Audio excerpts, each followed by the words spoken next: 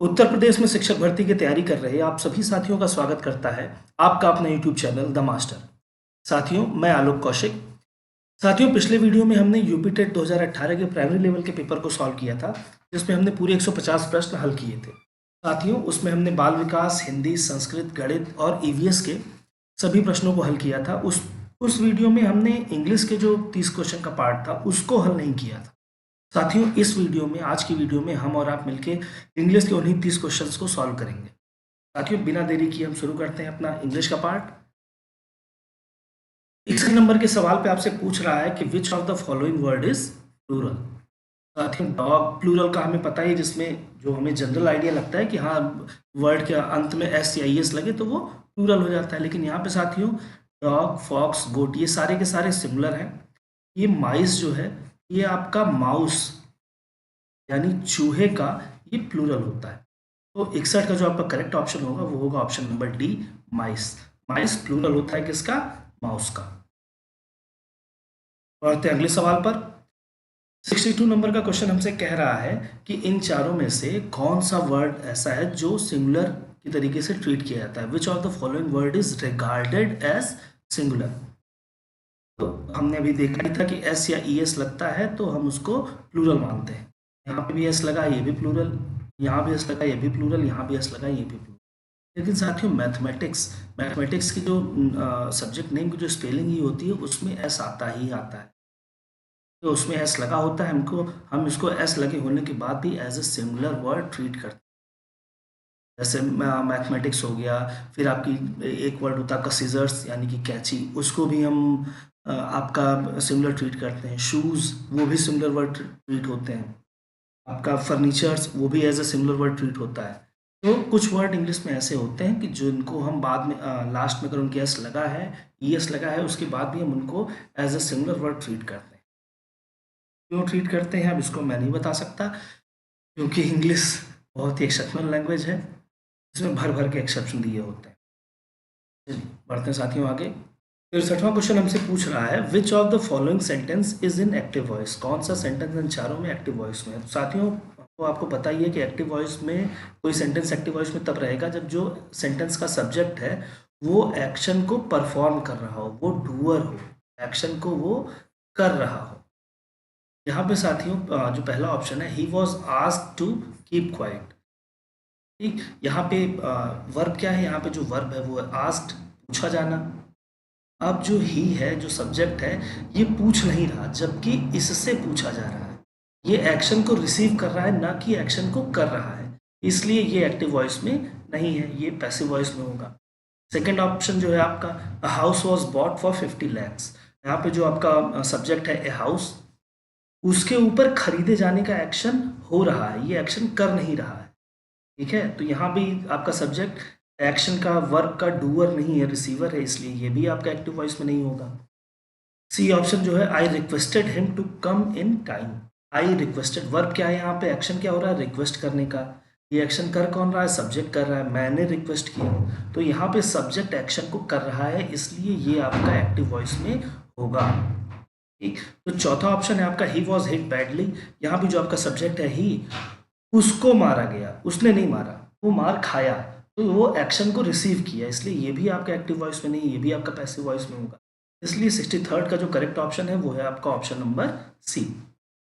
चलिए और तो साथियों अगले क्वेश्चन पर। अगला क्वेश्चन हमसे पूछ रहा है which of the following sentence is in passive voice. पिछला वाला हमसे एक्टिव वॉइस पूछ रहा था, ये वाला हमसे पैसिव वॉइस पूछ रहा है। एक्टिव वॉइस में सब्जेक्ट आपका एक्शन को करता है, एक्शन का डूअर होता है, परफॉर्मर होता है। पैसिव वॉइस में आपका सब्जेक्ट जो होता है, एक्शन उसके ऊपर किया जाता है, यानी कि वो एक्शन को रिसीव करता है, वो एक्शन करता नहीं है, एक्शन को रिसीव करता है। यहाँ पे प्लीज माइंड योर बिजनेस जो सेंटेंस है, ये आपका इंपेरेटिव सेंटेंस है, इसमें आपका जो सब्जेक्ट है वो इनडायरेक्ट सब्जेक्ट है। इनडायरेक्ट सब्जेक्ट कौन सा है, यहाँ पे योर लगा है तो आपका इनडायरेक्ट सब्जेक्ट हो जाएगा कौन सा, यू। ठीक, यहाँ पे क्या है, यहाँ पे जो यू आपका इनडायरेक्ट सब्जेक्ट है वो एक्शन करेगा कौन सा, माइंड करने का, अपने काम से मतलब रखने का एक्शन यू करेगा, इसलिए ये आपका एक्टिव वॉइस में, पैसिव वॉइस में नहीं है। Second option, I kept quite through out the meeting. यहाँ पे एक्शन क्या है, केप्ट क्वाइट, शांति रखना। किसने किया, जो आपका सब्जेक्ट है आई, उसने किया। यहाँ भी आई आपका परफॉर्मर है, एक्शन कर रहा है, रिसीव नहीं कर रहा है, इसलिए ये भी आपका पैसिव वॉइस नहीं होगा। C option, he was assisted by a group of students. यहाँ पे आपका जो है असिस्टेड, जो आपका एक्शन है, जो वर्ब है वो है असिस्टेड। ठीक, तो ही सब्जेक्ट जो है वो असिस्ट किया जा रहा है, उसको सहायता दी जा रही है। सब्जेक्ट सहायता नहीं कर रहा है, उसको सहायता दी जा रही है ग्रुप ऑफ स्टूडेंट्स के द्वारा। यहाँ पे आपका सब्जेक्ट एक्शन का रिसीवर हो रहा है, इसलिए ये आपका पैसिव वॉइस में होगा। तो 64th का करेक्ट ऑप्शन है जो है ऑप्शन सी। फोर्थ ऑप्शन भी आप देख लीजिए, they came late and lost the match. यहाँ पे एक्शन क्या हो रहा है, केम लेट। ठीक, और ये कर कौन रहा है, जो आपका सब्जेक्ट है दे, वो देरी से आ रहे हैं, इसलिए ये भी आपका पैसिव वॉइस नहीं होगा। आपका जो पैसिव वॉइस का सेंटेंस है वो है आपका सी नंबर का। चलिए अगला सवाल। ऐसा नंबर का सवाल हमसे कह रहा है कि इस सेंटेंस में हमको जो दो द आए हुए हैं उनका स्टेटस बताना है, यानी कि उनका पार्ट ऑफ स्पीच बताना है। जब सेंटेंस पढ़ेंगे, that is the man and the man the police was seeking. That is the man the police was seeking, यह वो आदमी है जिसको वो पुलिस ढूंढ रही थी। यहाँ पे जो आपके ये दोनों है, दोनों द आए हैं, वो आपके डेफिनेट आर्टिकल होंगे। ये वर्ब तो होंगे नहीं, नाउन होंगे नहीं, नहीं वर्ब है नहीं नाउन है, ये है तो article he A and the. आपके तीन आर्टिकल हैं, ए एन और द, तो ये आपका आर्टिकल ही होगा। तो वर्ब और कंजंक्शन होगा नहीं, वर्ब और नाउन होगा नहीं, कंजंक्शन भी नहीं होगा। क्यों नहीं होगा, क्योंकि यहाँ पे वो दो सेंटेंस को ऐड नहीं कर रहा है। ठीक है, तो यहाँ पे एक ही ऑप्शन आपका बचा, डेफिनेट आर्टिकल, ये होगा। साथ ही साथ ग्रामेटिकल पॉइंट से देखेंगे तो ये जो द है, ये इस मैन को डिफाइन कर रहा है कि किस आदमी की बात हो रही है। ये इस सेंटेंस में पता है कि हाँ उसी आदमी की बात हो रही है। यहाँ पे हमें मैन स्पेसिफाई है, साथ ही साथ पुलिस भी स्पेसिफाई है कि कौन सी पुलिस है। तो डेफिनेट आर्टिकल वो होता है जो स्पेसिफिक नाउन के लिए लगे। स्पेसिफिक नाउन, स्पेसिफिक नाउन के लिए जब हमें पता हो किसकी बात हो रही है तो हम डेफिनेट आर्टिकल लगाते हैं, इसलिए यहाँ पे द आएगा। तो आपका जो करेक्ट ऑप्शन है वो है आपका option number D, definite article. चलिए अगले क्वेश्चन पे बढ़ते हैं। नेक्स्ट क्वेश्चन आपसे पूछ रहा है कि इस सेंटेंस में आपको जो वर्ड है स्टूडेंट्स, जो वर्ड आया है स्टूडेंट्स, उसका आपको जेंडर बताना है। These students are most disobedient, ये छात्र सबसे ज़्यादा आज्ञा न मानने वाले हैं। जो आपके स्टूडेंट्स है उसमें आपके मेल भी होंगे और फीमेल भी होंगी, बॉयज़ भी होंगे, गर्ल्स भी होंगी, इसलिए इसमें आपके दोनों जेंडर आएंगे स्टूडेंट्स में। तो आपका जो कॉमन जेंडर है यही एक ऑप्शन आपका होगा। फेमिनिन होगा नहीं क्योंकि सिर्फ लड़कियों की बात नहीं हो रही है, मैस्कुलिन नहीं होगा क्योंकि सिर्फ लड़कों की बात नहीं हो रही। अब आप हो सकता है कि कुछ लोग कॉमन जेंडर और न्यूटर जेंडर में कंफ्यूज हो जाए। तो कॉमन जेंडर वो है जिसमें मेल और फीमेल दोनों आएंगे। तो न्यूटर जेंडर वो होते हैं जिनका कोई जेंडर ही नहीं होता है, नो जेंडर। जो बेसिकली आपकी जो नॉन लिविंग थिंग्स होती हैं, जो निर्जीव चीज़ें हैं, जैसे आपका बैट हो गया, बॉल हो गई, टेबल हो गया, आपका जो भी नॉन लिविंग है वो आपके मोस्ट ऑफ द टाइम वो न्यूटर जेंडर में आए। यहाँ पे ये नॉन लिविंग नहीं है, ये लिविंग चीज़ें हैं और इनके मेल और फीमेल दोनों जेंडर हो सकते हैं, इसलिए 66 आपका कॉमन जेंडर होगा। Option number B correct. चलिए अब बढ़ते हैं अगले सवाल पर। 67 नंबर का क्वेश्चन हमसे कह रहा है कि in the sentence he was going along the road, point out the tense. जो आपका इसमें जो आपका सेंटेंस है, he was going along the road, इसका हमको बताना है इसमें टेंस कौन सा है। साथियों जो इसका करेक्ट टेंस है वो है पास्ट कॉन्टिन्यूस। ठीक, पहले जो फर्स्ट ऑप्शन है आपका प्रेजेंट परफेक्ट, यहाँ पे जो आपकी हेल्पिंग वर्ब लगी है वॉज, वॉज आपका हमेशा पास्ट में लगेगा, इसलिए पहला ऑप्शन आपका रेस से बाहर हो गया। और डी ऑप्शन भी आपका रेस से बाहर हो गया, क्यों, क्योंकि फ्यूचर है। अगर विल या शैल लगा होता तो यहाँ पे फ्यूचर जेंडर की फ्यूचर टेंस की बात होती, फ्यूचर इंडेफिनिट हो, फ्यूचर परफेक्ट हो, किसी भी फ्यूचर टेंस की बात तभी होती जब यहाँ पे या तो विल लगा होता या तो शैल लगा होता। तो आपका ए और डी ऑप्शन तो आपके ऐसे ही कट गया। अब आपको बस दो ऑप्शन में बाइफरकेट करना है कि पास्ट परफेक्ट होगा कि पास्ट कॉन्टिन्यूस होगा। तो कॉन्टिन्यूस कब होता है, जब वर्ब की आईएनजी फॉर्म लगी होती। जब भी आपका कॉन्टिन्यूस होगा तो वर्ब की आईएनजी फॉर्म आएगी। तो यहाँ पे देखिए गो की आईएनजी फॉर्म, गो के साथ आईएनजी लगा हुआ है, गोइंग, तो आपका पास्ट कॉन्टिन्यूस होगा। और पास्ट परफेक्ट जब होता है आपका, पास्ट परफेक्ट हमेशा जब भी किसी सेंटेंस में पास्ट परफेक्ट टेंस होगा तो वहाँ पे हैड के साथ वर्ब की जो है आपकी थर्ड फॉर्म लगती है, यानी कि आपका पास्ट पार्टिसिपल लगता है। तो अगर ये आपका सेंटेंस जो है he was going along the road, अगर ये आपका पास्ट परफेक्ट में होता तो ये जो आपका सेंटेंस बनता, ये बनता he had gone along the road. ठीक, तो आपका पास्ट परफेक्ट भी नहीं होगा। प्रेजेंट परफेक्ट अब मैंने ए और डी ऑप्शन आपसे डिस्कस ही कर लिए हैं, तो 67 का जो करेक्ट ऑप्शन है वो है ऑप्शन नंबर सी। चलिए बढ़ते हैं अब अगले क्वेश्चन पर। 68 ये आपका थोड़ा सा बाल मनोविज्ञान से रिलेटेड क्वेश्चन है। Language learning starts from.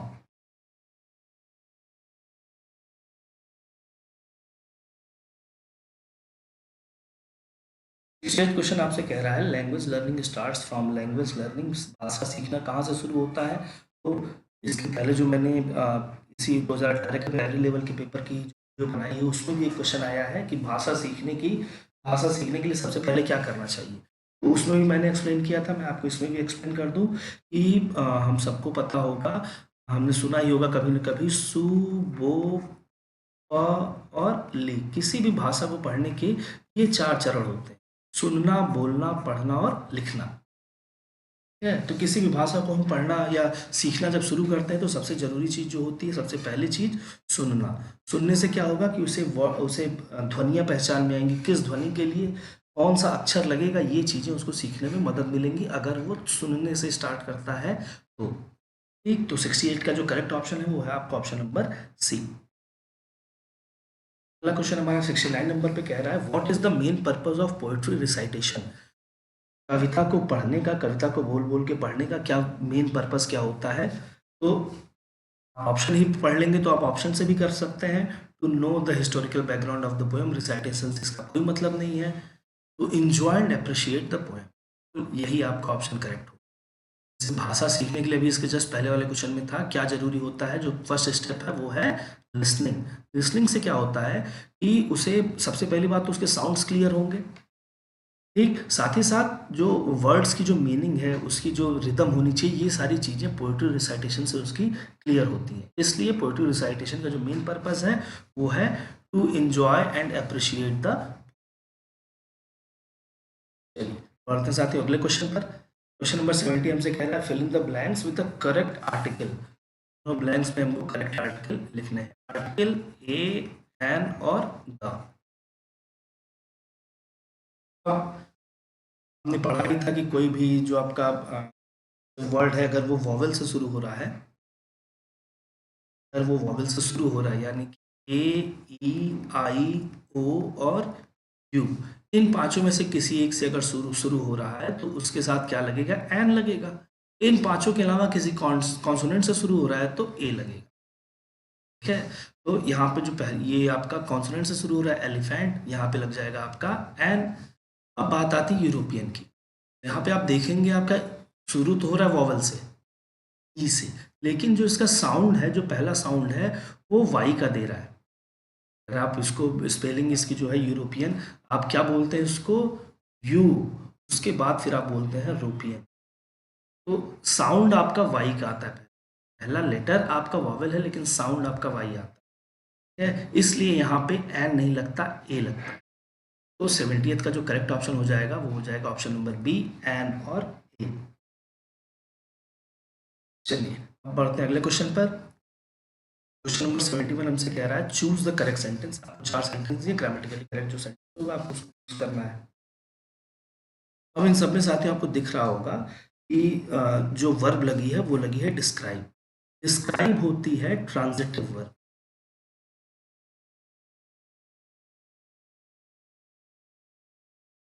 Transitive verb वो वर्ब्स होती हैं जो अपने साथ सीधा सिंपल खाली ऑब्जेक्ट मांगती, बिना किसी प्रीपोजिशन के, बिना किसी प्रीपोजिशन के ट्रांजिटिव वर्ब को प्रीपोजिशन ऑब्जेक्ट चाहिए होता है, कोई प्रीपोजिशन नहीं लगानी है। तो आप जब फर्स्ट ऑप्शन देखेंगे यहाँ पे आपका प्रीपोजिशन लगा हुआ है, ये नहीं चाहिए होगा। सी ऑप्शन में भी आपका प्रीपोजिशन लगा है, डी ऑप्शन में भी आपका प्रीपोजिशन लगा है। तो आपका जो करेक्ट ऑप्शन है वो है आपका ऑप्शन नंबर बी। है ट्रांजिटिव वर्ब आप पहचानेंगे कैसे, जब आप जो भी आपका सेंटेंस है उस सेंटेंस के वर्ब के बाद आप क्वेश्चन वर्ड रखिए व्हाट या whom, जो भी आपको लॉजिकली करेक्ट हो सेंटेंस में, ग्रामेटिकली करेक्ट हो, या तो व्हाट रखिए या तो whom रखिए। अगर इसका आंसर अगर आपको इसका आंसर लॉजिकल आंसर मिल रहा है तो वो ट्रांसिटिव वर्ब होगा। अगर नहीं मिल रहा है लॉजिकल आंसर, कोई आंसर नहीं मिल रहा, तो वो इंट्रांसिटिव होगा। तब वहां पे ऑब्जेक्ट बिना ऑब्जेक्ट प्रीपोजिशन के साथ आ सकता है। लेकिन अगर वो ट्रांसिटिव है तो बिना ऑब्जेक्ट आपका बिना प्रीपोजिशन के ही आएगा। जैसे सेंटेंस है आपका, please describe the story, please describe the story. यहाँ पे वर्ब आपके डिस्क्राइब है, डिस्क्राइब के बाद आप सेंटेंस सॉरी क्वेश्चन वर्ड रख दीजिए व्हाट, प्लीज डिस्क्राइब व्हाट। आपको आंसर क्या मिलेगा? द स्टोरी है। और ये आपका लॉजिकल आंसर है, आपको इसमें मेहनत नहीं करनी पड़ी, तुरंत आपको मिल गया है। इसलिए डिस्क्राइब आपका ट्रांसिटिव वर्ब है और ये बिना प्रीपोजिशन के ऑब्जेक्ट लेगा, प्लेन एंड सिंपल है। चलिए बढ़ते हैं अगले क्वेश्चन पर। क्वेश्चन नंबर 72 हमसे कह रहा है fill in the blank with the correct preposition. आपको प्रीपोजिशन दिया हुआ है, सॉरी सेंटेंस दिया हुआ है, ब्लैंक स्पेस पे आपको प्रीपोजिशन लेना है। साथियों जो एक्यूज्ड है आपका, एक्यूज्ड के साथ हमेशा ऑफ ही आएगा। यूज हमेशा अपने साथ ऑफ प्रीपोजिशन को ही क्वालिफाई कर। प्रीपोजिशन में कई वर्ड्स ऐसे होते हैं जिनके साथ उनका प्रीपोजिशन जो होता है फिक्स होता है। जैसे आपका एक्यूज के साथ तो ऑफ आएगा, आपका एडिक्टेड के साथ टू आएगा, अफ्रेड के साथ भी ऑफ आएगा, कैपेबल के साथ भी ऑफ आएगा, इंटरेस्टेड के साथ इन आएगा। ऐसे कई आपके फिक्स प्रीपोजिशन वाले होते हैं। एक्यूज के साथ आपकी प्रीपोजिशन जो है वो हमेशा फिक्स होती है। इसलिए 72 का जो करेक्ट ऑप्शन है वो है ऑफ। बढ़ते हैं अगले क्वेश्चन की तरफ। अगला क्वेश्चन है आपका, आपको बताना है एंटोनिम किसका? इनोसेंट का। इनोसेंट का मतलब होता है मासूम, बेगुनाह या मासूम। जो क्लेवर है, क्लेवर का मतलब होता है चालाक। इग्नोरेंट का मतलब होता है अज्ञानी, जिसे ज्ञान न हो। एक्टिव का मतलब होता है सक्रिय। और गिल्टी का मतलब होता है गुनहगार। का मतलब आपका होता है गुनहगार। इसलिए आपका जो मासूम का जो एंटोनिम होगा वो गुनहगार। इसलिए 73rd का जो करेक्ट ऑप्शन है वो है ऑप्शन नंबर डी, गिल्टी। और अगले क्वेश्चन पर। क्वेश्चन नंबर 74 हमसे कह रहा है, इसमें आपको सिनोनिम बताना है। किसका सिनोनिम बताना है? सिग्निफिकेंट। सिग्निफिकेंट का मीनिंग जो होता है वो होता है महत्वपूर्ण। जो प्रोमिनेंट वर्ड है आपका पहला ऑप्शन, प्रोमिनेंट मतलब होता है विशिष्ट, या इसको मुख्य या मेन प्रोमिनेंट का मतलब होता है। मैग्निफिसेंट का मतलब होता है भव्य, शानदार। एफिशिएंट का मतलब होता है कुशल। इंपॉर्टेंट का मतलब भी आपका होता है महत्वपूर्ण। इसलिए 74th का करेक्ट ऑप्शन हो जाएगा ऑप्शन नंबर डी, इम्पॉर्टेंट। चलिए बढ़ते हैं अगले क्वेश्चन पर। क्वेश्चन नंबर 75 हमसे कह रहा है which one of the following words can be made plural by adding a suffix en। इन चारों में से इसके आगे अगर हम en लगा दें तो प्लूरल बन जाए। बॉक्स का प्लूरल जो बनता है वो बनता है बॉक्सेस। सफिक्स क्या लगेगी? इसमें es लगेगी। टैक्स का प्लूरल भी होता है आपका टैक्सेस। मैक्स का प्लूरल जो आपका बनता है वो होता है मैक्सिमम। ऑक्स के आगे अगर आप en लगा देंगे तो ये आपका प्लूरल बन जाएगा ऑक्सन। इसलिए 75th का करेक्ट ऑप्शन है ऑप्शन नंबर डी। बढ़ते हैं अगले क्वेश्चन की तरफ साथियों। क्वेश्चन नंबर 76 हमसे कह रहा है choose the correct pronoun to complete the following sentence. इस सेंटेंस में हमें करेक्ट प्रोनाउन लगाना है। This dress is and that one is mine. Mine आ गया, यानी कि यहाँ पे आपका ये माइन क्या होता है? माइन आपका होता है पजेसिव प्रोनाउन। माइन आपका होता है पजेसिव प्रोनाउन। आपके दो सेंटेंस, ये आपका मिक्स सेंटेंस है, स्ट्रक्चर सेम होना चाहिए। यहाँ अगर आपका पजेसिव आया है तो यहाँ भी पजेसिव प्रोनाउन आना चाहिए। आवर बुक पहला ऑप्शन ये तो होगा नहीं, क्योंकि इसमें जो बुक है ये आपका सेपरेट सब्जेक्ट ही लेके आ रहे हैं। यहाँ पे ड्रेस की बात हो रही है, भाई साहब आप लेके आ रहे हैं। योर्स आपका करेक्ट होगा, यहाँ पे आ जाएगा योर्स। क्यों आ जाएगा? क्योंकि योर्स जो होता है ये होता है पजेसिव प्रोनाउन। जो पजेसिव प्रोनाउंस वो होते हैं जो स्वामित्व दिखाए, किसी चीज़ पे मालिकाना हक दिखाए। ये सेंटेंस आपका क्या रहा है कि ये जो ड्रेस है ये मेरी है और वो वाली ड्रेस तुम्हारी है। तो उन दोनों ड्रेसों पे मालिकाना हक किसका है ये बताने के लिए सेंटेंस आपका बना हुआ है, तो आपका पजेसिव प्रोनाउन भी आएगा।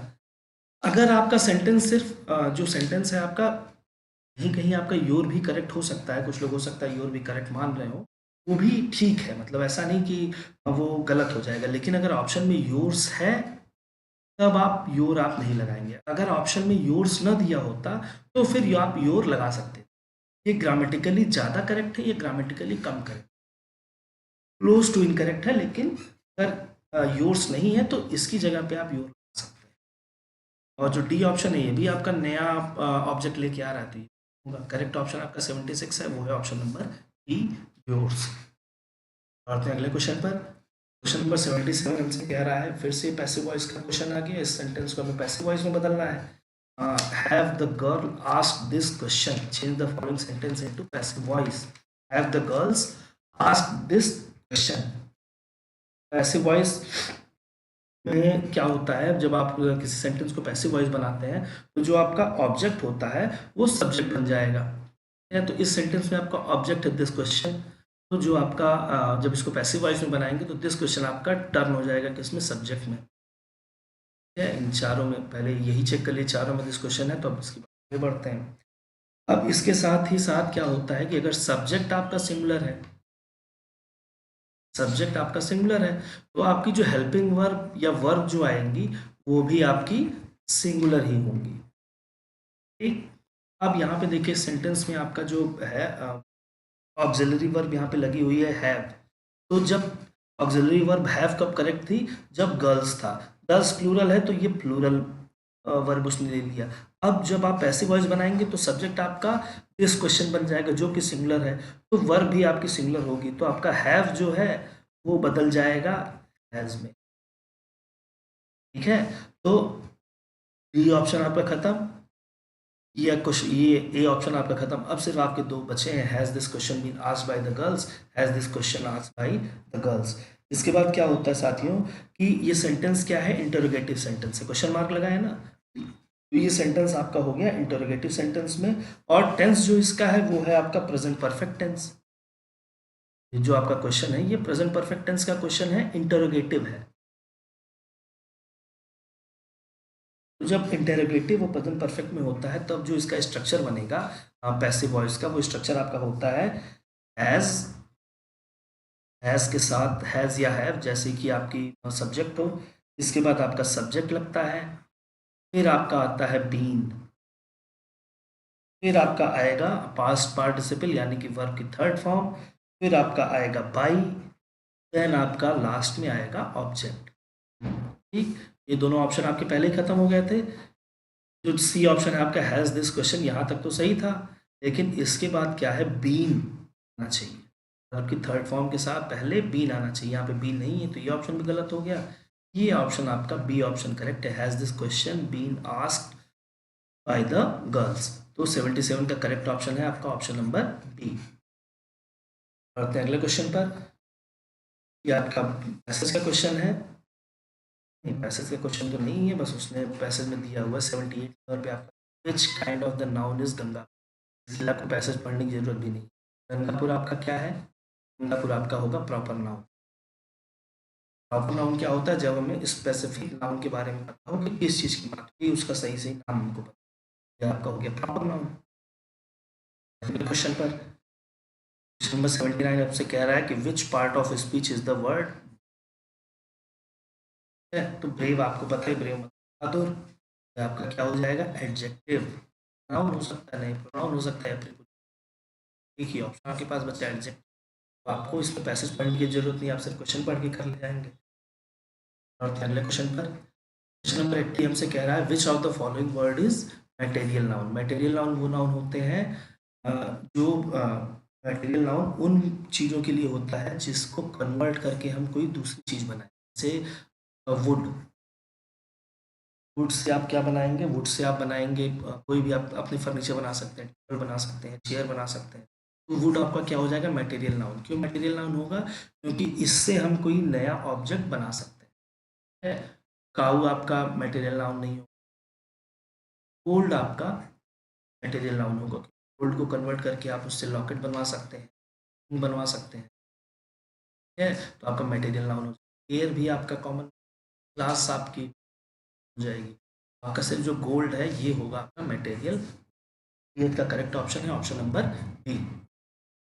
अगला क्वेश्चन आपका 81 नंबर पे आपसे पूछ रहा है कि इन चारों में से कौन सा अब्स्ट्रैक्ट नाउन है, which of the following is an abstract noun. तो अब्स्ट्रैक्ट नाउन साथियों वो नाउन होते हैं जो डिनोट करें किसको, फीलिंग्स को, या ऐसे ऑब्जेक्ट्स को जिनको हम टच न कर पाए, एक ना उनको टच कर पाए ना उनको महसूस, सिर्फ उनको हम महसूस कर सकते हैं, टच नहीं कर सकते हैं, जो हमारे सामने डायरेक्ट नहीं होंगे, इनडायरेक्ट होंगे।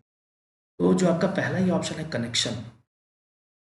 कनेक्शन आपका इनडायरेक्ट ऐसी चीज़ है जो दो लोगों के बीच में स्थापित होती है, तो ये आपका अब्स्ट्रैक्ट नाउन होगा। आपका जो बॉय है ये कॉमन नाउन होगा, वुमेन भी आपका कॉमन नाउन होगा। प्लव, प्लाउ आपका यानी कि हल, जिससे खेत किसान खेत जोतते हैं, ये भी आपका कॉमन नाउन होगा। सिर्फ आपका जो ऑप्शन नंबर एक कनेक्शन है ये होगा आपका अब्स्ट्रैक्ट नाउन। चलिए बढ़ते हैं अगले क्वेश्चन पर। क्वेश्चन नंबर 82 हमसे पूछ रहा है which kind of noun is adversity. Adversity किस तरह का नाउन है।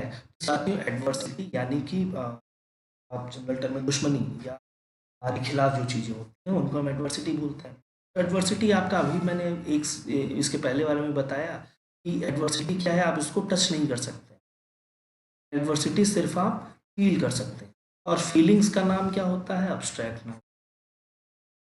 ठीक, चलिए बढ़ते हैं अगले क्वेश्चन पर। क्वेश्चन नंबर 83 हमसे कह रहा है which part of speech is the word hard in the sentence he is working hard. यहाँ पे जो हार्ड है वो क्या बता रहा है, वो वर्किंग को क्वालिफाई कर, क्या बता रहा है वो कि काम बहुत मेहनत से कर रहा है। ही इज वर्किंग हार्ड, वो बहुत मेहनत कर रहा है। तो आपका जो ये हार्ड है, ये जो इस सेंटेंस की वर्ब है उसको क्वालिफाई कर रहा है, उसके बारे में बता, क्या हो जाएगा, एडवर्ब। एडवर्ब वो एडजेक्टिव जो वर्ब की क्वालिफिकेशन बताए उनको एडवर्ब कहते हैं। तो थर्ड का जो करेक्ट ऑप्शन होगा वो होगा ऑप्शन नंबर ए। अब बढ़ते साथियों अगले क्वेश्चन पर। क्वेश्चन नंबर 84 हमसे पूछ रहा है कि इस सेंटेंस में और इन चारों ऑप्शन में कौन सा ऐसा सेंटेंस है जिसकी में कंजंक्शन लगा हुआ है, which of the following sentence has a conjunction. She is awfully busy, ये तो सिंपल सेंटेंस है, कोई कंजंक्शन नहीं लगा है। I am nobody for you, ये भी आपका सिंपल सेंटेंस है, कोई कंजंक्शन नहीं लगा हुआ है। She is poor but she is by nature hospitable, ये आपका मिक्स सेंटेंस है। मिक्स सेंटेंस है, क्यों मिक्स सेंटेंस है, क्योंकि यहाँ इज पुअर और सी इज बाय नेचर हॉस्पिटल है, ये दोनों आपका इंडिपेंडेंट है, इसलिए आपका मिक्स कर यहाँ पे आपका लगेगा कोऑर्डिनेटिंग कंजंक्शन, बट आपका तो सी ऑप्शन में आपका कंजंक्शन लगा है, कौन सा कंजंक्शन, कोऑर्डिनेटिंग। फोर्थ का करेक्ट ऑप्शन है option number C. D option भी आपका सिंपल सेंटेंस है, यहाँ पे क्वेश्चन लगा है न जरूरत है। और अगले क्वेश्चन की तरफ। क्वेश्चन नंबर 85 आपसे कह रहा है point out the sentence which is in perfect tense, present perfect tense, present perfect tense. तो आप साथियों इनको हम एक एक ऑप्शन को इसको हम में पढ़ते हैं। प्रेजेंट परफेक्ट टेंस में सबसे पहले क्या होता है, प्रेजेंट परफेक्ट टेंस में हैज या हैव के साथ, हैज या हैव के साथ क्या लगता है, हैज या हैव के साथ लगता है वर्ब की थर्ड फॉर्म या पास्ट पार्टिसिपल जिसको हम कहते हैं।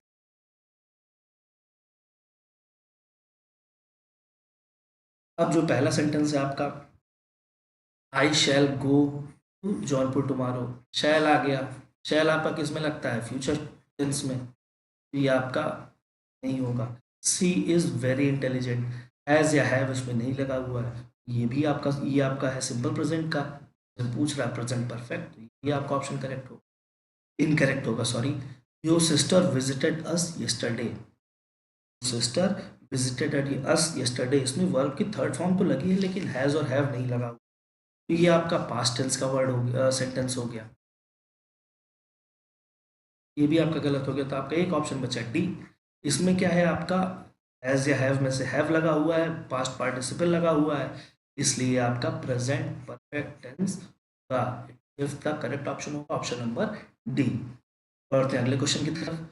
86 नंबर पे आपसे पूछ रहा है which of the following is a misspelled word, किसमें से इनमें से किसकी स्पेलिंग गलत है। पहला वर्ड है जो आपका वो है डेसिकेशन। डेसिकेशन आपकी करेक्ट स्पेलिंग है। इसका मतलब होता है बहुत जल्दी से कोई चीज़ जब सूखती है, अधिक सूखने की प्रक्रिया को हम क्या कहते हैं, डेसिकेशन बोलते हैं। डिसेंडेंट, डिसेंडेंट मतलब होता है सच, इसकी भी स्पेलिंग बिल्कुल करेक्ट है। डेरोगेटरी ये गलत है। डेरोगेटरी इसकी जो करेक्ट स्पेलिंग होती है वो होती है DEROGATORY, TARY, ठीक है। और डेरोगेटरी का मतलब होता है अपमानजनक। जब आपके काम या आपके वर्ड किसी का अपमान कर रहे हो तो वो कौन से डेरोगेटरी, अगर वो काम है तो डेरोगेटरी वर्क हो जाएगा, कोई स्टेटमेंट है तो डेरोगेटरी स्टेटमेंट हो जाएगा। डर्मेटाइटिस, डर्मेटाइटिस एक मेडिकल टर्म है।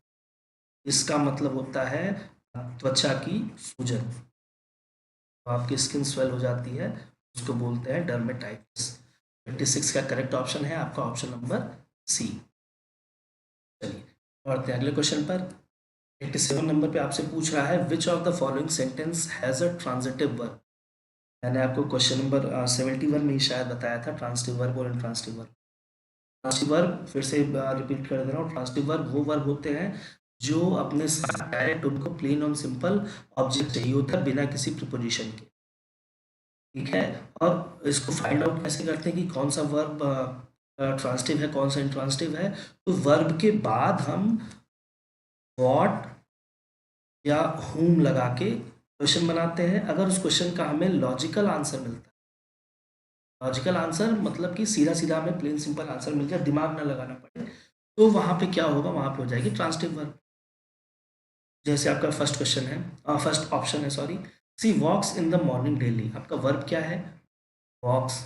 इसके बाद आप वॉट लगाइए, सी वॉक्स वॉट, कोई आंसर नहीं मिलेगा। सी वॉक्स होम, कोई आंसर नहीं मिलेगा, तो यहाँ पे ट्रांजिटिव वर्ब नहीं है।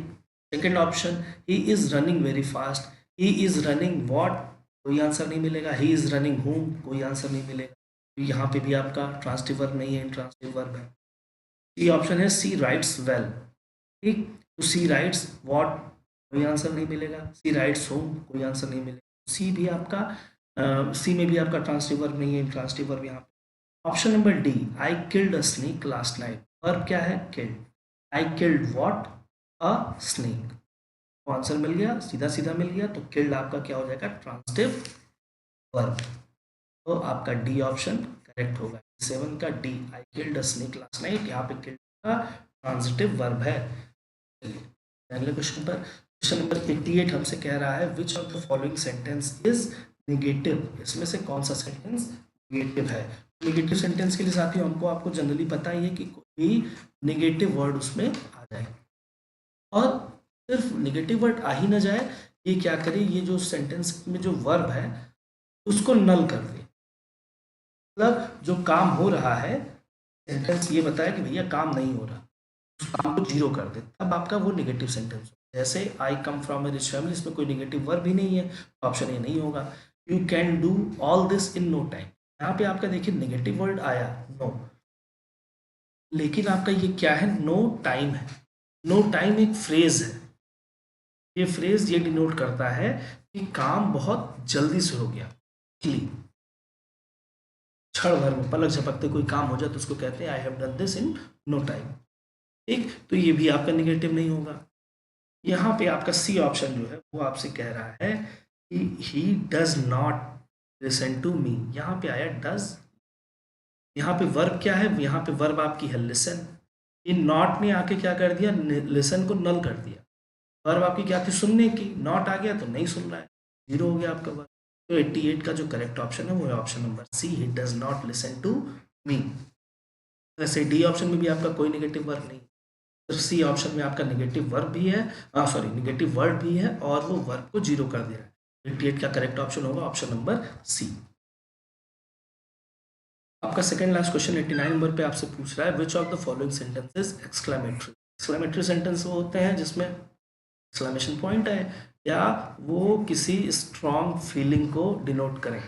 सेंटेंस किसी स्ट्रॉन्ग फीलिंग को दर्शाए। यहाँ जो आपका पहला ही सेंटेंस है, what a piece of work is man, है। यहाँ पे जो आपका वर्ड व्हाट है, ये भले क्वेश्चन वर्ड है, लेकिन यहाँ पे ये अचंभे को दिखा रहा है। ठीक, सेंटेंस का जो आप लिटरल मीनिंग में जाएंगे तो ये क्या है कि क्या, what a piece of work is man, आदमी क्या चीज बनाई गई है, क्या इस काम का कितना बेहतरीन नतीजा है आदमी किसी काम का। यहाँ पे जो व्हाट है, ये आपका क्या दिखा रहा है, स्ट्रांग फीलिंग। कौन सी स्ट्रांग फीलिंग को दिखा रहा है, ये दिखा रहा है सरप्राइज को, है। भले इसमें कोई एक्सक्लेमेशन पॉइंट नहीं है, लेकिन ये एक्सक्लेमेटरी सेंटेंस है, तो स्ट्रॉन्ग फीलिंग सरप्राइज को दिखाया जा रहा है। बाकी सब में what do you know about ancient India, ये आपका इंटरोगेटिव सेंटेंस है। Which is your favourite book, ये भी इंटरोगेटिव सेंटेंस है। Is cruelty knew no bounds, ये आपका डिक्लेरेटिव सेंटेंस है। यहाँ पे किसी फैक्ट को डिक्लेयर किया जा रहा है, फैक्ट को बताया जा रहा है। करेक्ट ऑप्शन है आपका option number A, what a piece of work is man. आप चाहिए तो व्हाट के बाद पॉइंट आ रही है, तब कोई गलत। चलिए पढ़ते हैं अगले, और अपने लास्ट क्वेश्चन पर 90th नंबर पे आपसे पूछ रहा है कि point out the complex sentence. चारों में से आपको कॉम्प्लेक्स सेंटेंस बताना है। कॉम्प्लेक्स सेंटेंस में क्या होता है, आपका एक आपका इंडिपेंडेंट क्लॉज होगा और कम से कम एक आपका डिपेंडेंट क्लॉज। ये कम से कम एक होगा, ये तो एक ही रहेगा। ठीक, अब इंडिपेंडेंट क्लॉज क्या होता है, इंडिपेंडेंट क्लॉज वो होते हैं जो अपनी मीनिंग के लिए, जो अपनी मीनिंग को एक्सप्रेस करने के लिए, क्लियरली एक्सप्रेस करने के लिए सेल्फ सफिशिएंट हो, उन्हें किसी और की जरूरत ना, वो होंगे आपके इंडिपेंडेंट क्लॉज। डिपेंडेंट क्लॉज आपके वो होंगे जो अपनी मीनिंग को एक्सप्लेन करने के लिए किसी दूसरे पे डिपेंड करें। या तो इंडिपेंडेंट क्लॉज हो सकता है, या तो मेन क्लॉज हो सकता है, किसी पे भी डिपेंडेंट अपनी मीनिंग को एक्सप्रेस करने, मीनिंग को बताने के लिए। अगर ये सेंटेंस नहीं होगा तो ये अपनी मीनिंग नहीं। या फिर डिपेंडेंट क्लॉज वो होगा जो आपका जो मेन क्लॉज है, इंडिपेंडेंट क्लॉज है, उसके बारे में एडिशनल इंफॉर्मेशन दे, एडिशनल आपको इंफॉर्मेशन दे, वो आपके डिपेंडेंट क्लॉज होंगे। अब एक एक ऑप्शन देख लेते हैं हम लोग। They were very wise people, they are very wise people, ये आपका सिंपल सेंटेंस है और इसमें आपका सिर्फ और सिर्फ एक ही आपका क्लॉज लगा हुआ है। यू नो मी वेल, ये भी सिंपल सेंटेंस है। क्यों सिंपल सेंटेंस है, क्योंकि इसमें एक ही क्लॉज है। सी डज नॉट सिंग, ये भी आपका सिंपल सेंटेंस है। क्यों सिंपल सेंटेंस है, क्योंकि इसमें भी एक ही इंडिपेंडेंट। डी ऑप्शन जो है आपका, one who does not love one's country is a wretched person, है। अब यहाँ पे आपका रिचेड पर्सन, ये आपका इंडिपेंडेंट क्लॉज। क्यों इंडिपेंडेंट क्लॉज है, क्योंकि अ रिचेड पर्सन, इसको अपनी मीनिंग एक्सप्रेस करने के लिए किसी एडिशनल इन्फॉर्मेशन की जरूरत नहीं है। किसी और बिना सेंटेंस के भी अगर सिर्फ आपको कहीं सिर्फ इतना ही दे दिया, अ रिचेड पर्सन, तब भी आप इसकी मीनिंग जान जाएंगे। अब जो इसका डिपेंडेंट क्लॉज है, यानी कि जो अदर क्लॉज है, वो है one who does not loves one's country, वो जो अपने देश से प्यार नहीं करता। ये आपका अधूरा सेंटेंस है, अपनी मीनिंग को फुल्ली एक्सप्रेस नहीं कर रहा।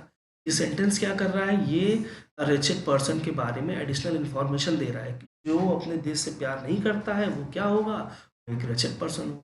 90th का करेक्ट ऑप्शन रहेगा ऑप्शन नंबर डी। इसी के साथ साथियों हमारा इंग्लिश का पार्ट भी यहाँ होता है। यहाँ तक पूरी वीडियो देखने के लिए आपका बहुत बहुत शुक्रिया। उम्मीद है आपको एक्सप्लेनेशन समझ में आया होगा, एक्सप्लेनेशन पसंद आया होगा। किसी भी क्वेश्चन में, किसी भी टॉपिक में अगर आपको इसमें कोई दिक्कत लगी हो, कोई आपको गलती समझ में आ रही हो, या आप कुछ एडिशनल उसमें जानकारी चाहते हैं, तो प्लीज़ हमें हमारे कमेंट सेक्शन में ज़रूर बताएं। के लिए बहुत बहुत शुक्रिया, धन्यवाद। प्लीज़ हमारे चैनल को लाइक करिए, शेयर करिए, सब्सक्राइब करिए, और हमारी वीडियो पसंद आई हो तो इसको ज़रूर हाइप करें।